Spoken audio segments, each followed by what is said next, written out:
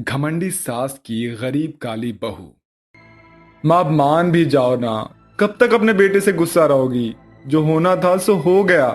मनीषा बहुत अच्छी है और मुझे पूरा यकीन है कि वो एक दिन आपका दिल जरूर जीत लेगी।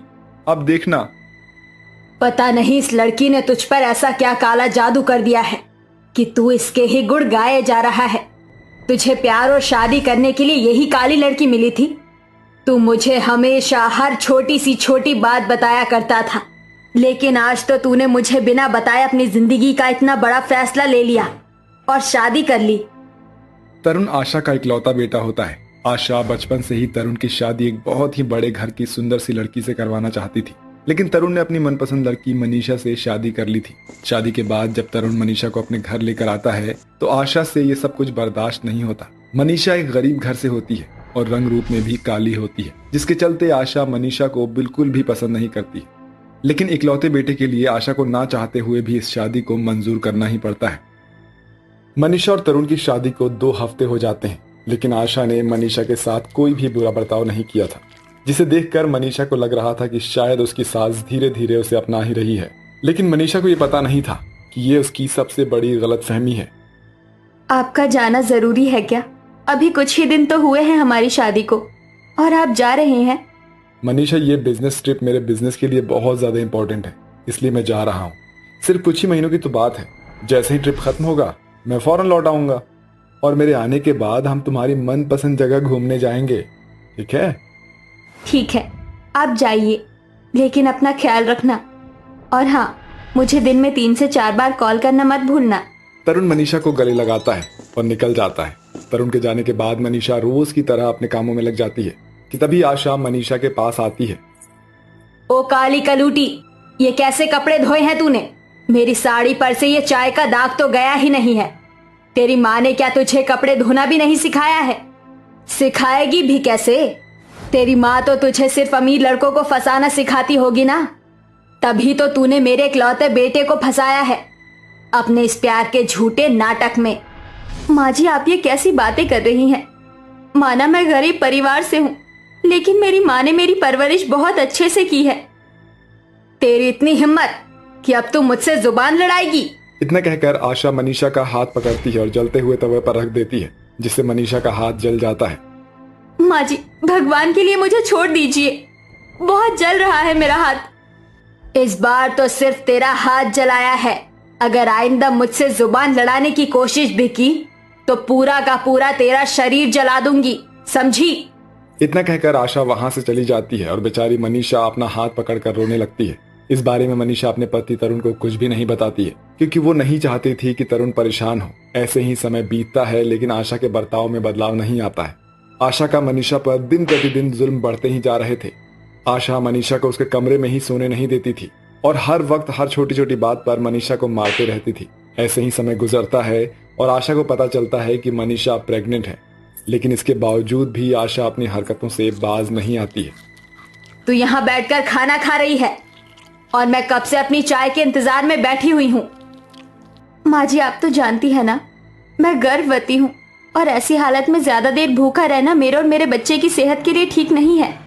मनीषा की बात सुनकर आशा को बहुत गुस्सा आता है और मनीषा के सामने से खाने की थाली उठाकर फेंक देती है। मेरे लिए ना ही तू जरूरी है और ना ही तेरा ये आने वाला बच्चा। भगवान करे कि तेरा ये बच्चा इस दुनिया में जन्म ही ना ले। अपनी तरह अपना होने वाला बच्चा भी काला ही पैदा करेगी। कैसी माँ है आप? एक माँ होकर दूसरी माँ के सामने ही उसके बच्चे की मौत की दुआ मांग रही है। शर्म आनी चाहिए आपको। मनीषा के मुंह से ऐसी बात सुनकर आशा का गुस्सा 7वें आसमान पर पहुंच जाता है और वो पास में ही रखी एक छड़ी से मनीषा को मारने लगती है। मनीषा खूब रोती है, लेकिन आशा को इससे कोई भी फर्क नहीं पड़ता। ऐसे ही समय गुजरता है और एक दिन आशा का भतीजा प्रेम आशा से मिलने के लिए आता है। अरे प्रेम बेटा, तुम यहाँ, वो भी ऐसे अचानक? जी बुआ जी, वो क्या है ना कि कुछ दिनों के लिए मैं यहाँ आया हुआ था, तो सोचा कि आपसे भी मिल लूं। अच्छा हुआ कि तू आ गया यहाँ। अब आया है तो कुछ दिन रुक कर ही जाइयो तू। बैठ, मैं तेरे लिए पानी मंगवाती हूँ। मनीषा, ओ मनीषा, एक गिलास पानी तो लाना। जी माँ जी, आई, ये लीजिए पानी। मनीषा जैसे ही पानी का गिलास लेकर आती है तो प्रेम की नजर मनीषा पर पड़ती है। प्रेम मनीषा को बहुत बुरी नजर से देख रहा होता है। लेकिन इस बारे में ना तो मनीषा को ही पता चलता है और ना ही आशा को। ऐसे ही एक दिन मनीषा जब किचन में बर्तन धो रही होती है कि तभी वहां पर प्रेम आता है और मनीषा को पीछे से हक कर लेता है। कैसी हो डार्लिंग?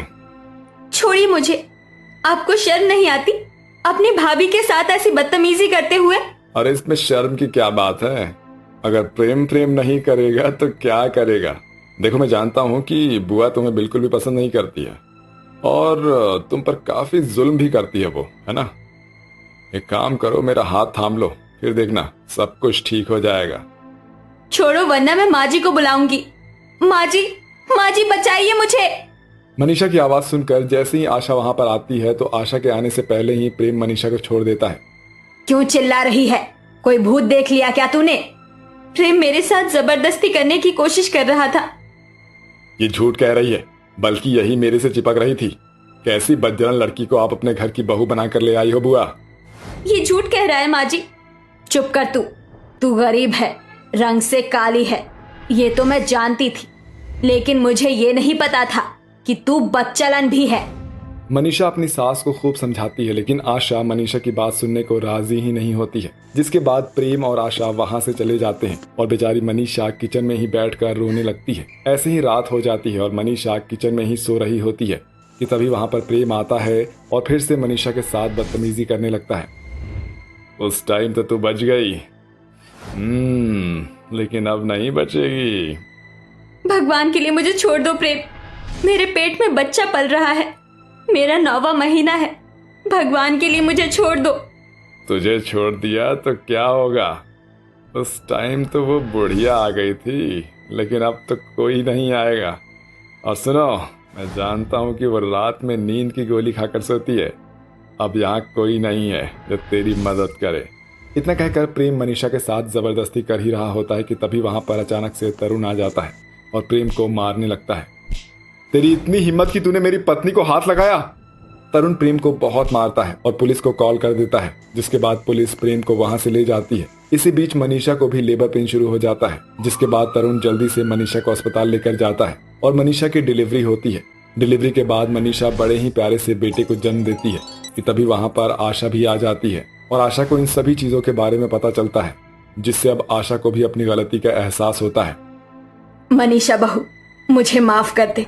आज मेरी ही गलती के कारण तेरे साथ कुछ भी गलत हो सकता था। मैंने ही तेरा विश्वास नहीं किया। आज तक जो भी मैंने तेरे साथ किया, उन सभी चीजों का मुझे एहसास हो चुका है। भगवान के लिए मुझे माफ कर दे। नहीं माँ, बहुत देर हो चुकी है। आपने जो भी किया वो माफी लायक बिल्कुल नहीं है। आपको कभी माफी नहीं मिल सकती है। इसलिए मैं, मनीषा और मेरा बेटा अब हमेशा के लिए यहाँ से जा रहे हैं। ये आप क्या कह रहे हैं? आप माँ जी को अकेला छोड़ रहे हैं? वो आपकी माँ है और उन्हें अपनी गलती का एहसास हो चुका है। इससे बढ़कर उनके लिए और कोई सजा नहीं हो सकती। मनीषा के कहने पर तरुण अपनी माँ को माफ कर देता है और मनीषा भी अपनी सास को माफ कर देती है, जिसके बाद अब आशा बिल्कुल सुधर जाती है और अपनी बहू और पोते से बहुत प्यार करती है।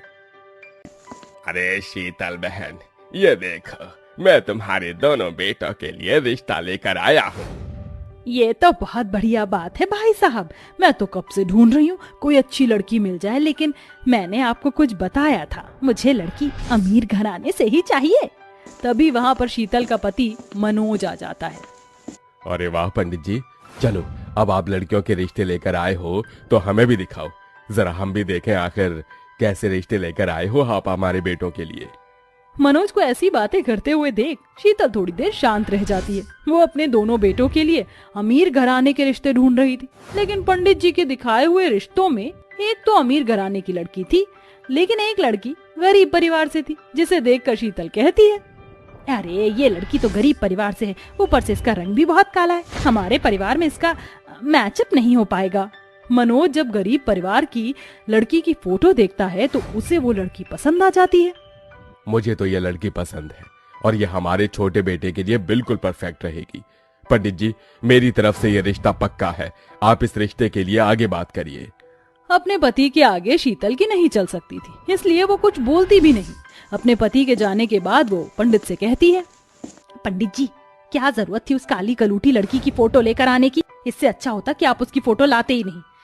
खैर, अब मैं कुछ कह नहीं सकती, मनोज जी ने रिश्ते की बात पक्की कर दी है। और मेरी तरफ से ये गोरी सुंदर अमीर लड़की का रिश्ता पक्का है। अब आप दोनों परिवार वालों से बात करके रिश्ते को आगे बढ़ाओ। शीतल की बात सुनने के बाद पंडित जी रिश्ते की बात बढ़ाना शुरू कर देते हैं। शीतल के दोनों बेटे कामयाब थे, जिसके चलते लड़की के माता पिता शादी के लिए तैयार हो जाते हैं। कुछ दिनों में शादी की रस्में शुरू हो जाती हैं और शीतल अपनी दोनों बहुओं को अपने बेटों से शादी करवाकर अपने घर ले आती है और उनका गृह प्रवेश करने लगती है। गृह प्रवेश के समय वो केवल अपनी गोरी और अमीर बहू का ही गृह प्रवेश कराती है। आओ बहू, अंदर तुम्हारा हार्दिक स्वागत है इस घर में। शीतल ऐसा कहकर पारुल की आरती उतारती है और उसे घर के अंदर ले आती है। तो वहीं अपनी काली बहू काजल की तरफ एक नजर भर के भी नहीं देखती है। एक तरफ शीतल अपनी गोरी और अमीर बहू को सभी मेहमानों के पास बैठा देती है, तो दूसरी तरफ वो अपनी काली बहू काजल को अपनी गोरी बहू से दूर बैठाती है। तुम यहीं पर बैठी रहना, कहीं पर मत जाना, यहीं पर तुम्हारी मुंह दिखाई की रस्म हो जाएगी। शीतल कुछ ही देर में अपनी दोनों बहुओं के लिए मुंह दिखाई की रस्म को शुरू करने की बात सभी औरतों से कहती है। अरे लगता है सारी औरतें बेचैन हैं मेरी प्यारी सुंदर सी गोरी सी बहू को देखने के लिए। आखिर होना भी चाहिए, मैंने बड़ी ही मुश्किलों के बाद अपनी बहू को ढूंढा है। चलो फिर एक एक करके आ जाओ और मेरी प्यारी बहू की मुंह दिखाई की रस्म को शुरू करो। शीतल के कहने पर एक के बाद एक गांव की औरत उसकी बड़ी बहू की मुंह दिखाई करने आने लगती है। कभी कोई गिफ्ट लेकर आती तो कभी कोई साड़ी और गहने। इसी प्रकार पारुल की गोदी में खूब सारी भीड़ लग जाती है। तो वहीं काजल बेचारी की मुंह दिखाई हर कोई नहीं करता, केवल एक या दो औरत ही करती, वो भी उसे कुछ नहीं देती। शीतल आंटी, अब तो आपकी बारी है मुंह दिखाई करने की। हम सब ने तो आपकी बहू की मुंह दिखाई कर ली, अब देखते हैं आप अपनी बहू को मुंह दिखाई में क्या दोगी। पूजा के कहने पर शीतल बहुत खुशी से अपने कमरे में जाती है और ढेर सारी बनारसी साड़ी उठा कर लाती है। वहाँ पर सभी औरतें जैसे ही बनारसी साड़ियाँ देखती हैं, सबके मुंह फटे के फटे रह जाते हैं। बाप रे बाप, इतनी महंगी महंगी बनारसी साड़ी! अरे मुझे तो लगता है सारा खजाना शीतल बहन के घर में ही है। देखो तो सही, अपनी बहुओं के लिए बनारसी साड़ियाँ लेकर आई है। बात महंगी बनारसी साड़ियाँ हैं, अभी तो हमारे गांव में किसी की भी बहू ने नहीं पहनी होगी ऐसी बनारसी साड़ी। देखो तो शहर से सबसे बढ़िया डिजाइन बनवा कर लाई हूँ अपनी बहू के लिए। ऐसा कहने के बाद शीतल अपनी गोरी अमीर बहू की मुंह दिखाई करती है और उसे तोहफे के रूप में सारी की सारी बनारसी साड़ियाँ दे देती है, जिन्हें देखकर पारुल बहुत खुश होती है। वाह क्या बात है, और क्या डिजाइन है इन सभी साड़ियों के। मुझे तो बनारसी साड़ियाँ बहुत पसंद है। सच में आज तो माँ जी ने मेरा दिल ही खुश कर दिया। अरे अब तो मेरी इकलौती बहू है तो तुझे खुश तो करूंगी ही ना। तभी वहां पर हेमलता कहती है, अरे बहन शीतल, ये सब क्या है? तूने अपनी छोटी बहू को एक भी शगुन का तोहफा नहीं बचा के रखा। हे भगवान, मैं तो अपनी छोटी बहू के बारे में भूल ही गई। खैर अब तो मैंने सारे तोहफे पारुल को पकड़ा दिए, और फिर तोहफे तो एक बार देने के बाद वापस लिए भी नहीं जाते। वैसे काजल को देखकर मुझे नहीं लगता कि वो इन बनारसी साड़ियों में इंटरेस्टेड होगी। तभी काजल खुशी से कहती है, नहीं माँ जी, ऐसी बात नहीं है, बल्कि मुझे तो बनारसी साड़ियाँ बहुत पसंद हैं। ये बंधने के बाद बहुत प्यारी लगती हैं। हाँ, तो जैसी गरीब को तो ऐसी महंगी महंगी बनारसी साड़ियाँ प्यारी ही लगेंगी, क्योंकि जिंदगी में कभी देखने को तो नसीब नहीं हुई होंगी। ऊपर से दहेज में तिनका तक नहीं लेकर आई। कम से कम मेरी अमीर बहू दहेज में खूब सारा सामान तो लेकर आई है। क्या हुआ माँ जी, क्या सोच रहे हो आप अपने मन में? अरे भला मैं कुछ सोच सकती हूँ क्या? मैंने कुछ नहीं सोचा। खैर छोड़ो, बाकी की रस्में कर लेते हैं। शीतल अपनी अमीर बहू के साथ तो बहुत अच्छा व्यवहार करती, लेकिन वो काजल के साथ बहुत बुरा व्यवहार करती थी, और यहाँ तक कि उसे शगुन में एक बनारसी साड़ी तक नहीं देती। वहीं अब शीतल ने अपनी अमीर बहू को सर पर चढ़ा दिया था। जब भी कोई बात होती तो उसकी बड़ी बहू उसके ऊपर चीखती चिल्लाती, लेकिन शीतल उसे नजरअंदाज कर देती। तो वहीं उसकी काली बहू उसकी बहुत परवाह करती, लेकिन शीतल कभी उसकी तरफ जरा भी ध्यान नहीं देती। एक दिन पर उनको एक पार्टी में जाना होता है और वो अपनी बनारसी साड़ी निकाल कर रख देती है। अरे मैं तो पारुल के लिए कॉफी बनाकर लेकर आई थी, लगता है वो यहाँ पर है नहीं, इसके बेड पर ही रख देती हूँ। शीतल कॉफी वहीं पर रखकर चली जाती है। कुछ ही देर में वहाँ बिल्ली आ जाती है और उस कॉफी को मुंह लगाकर गिरा देती है, जिसके बाद बेड पर रखी हुई पारुल की बनारसी साड़ी पूरी तरह बर्बाद हो जाती है और वो ये देखकर बहुत ज्यादा गुस्सा हो जाती है। पारुल बनारसी साड़ी को उठाकर अपनी सास के पास ले जाती है और सबसे पहले उसे एक जोरदार तमाचा मारती है। ये सब तुमने ही किया है ना? क्या जरूरत थी मेरे कमरे में कॉफी लेकर आने की? अरे तुम्हारी वजह से मेरी कितनी महंगी बनारसी साड़ी खराब हुई है, तुमने इसके बारे में एक बार भी सोचा? तभी वहां पर काजल आ जाती है और ये सब देखकर अपनी जेठानी से कहती है, जेठानी जी, ये कहाँ की बदतमीजी है? अरे ये तुम्हारी माँ जैसी हैं, अगर माँ जैसी नहीं मान सकती तो कम से कम सास का ही दर्जा दे दो।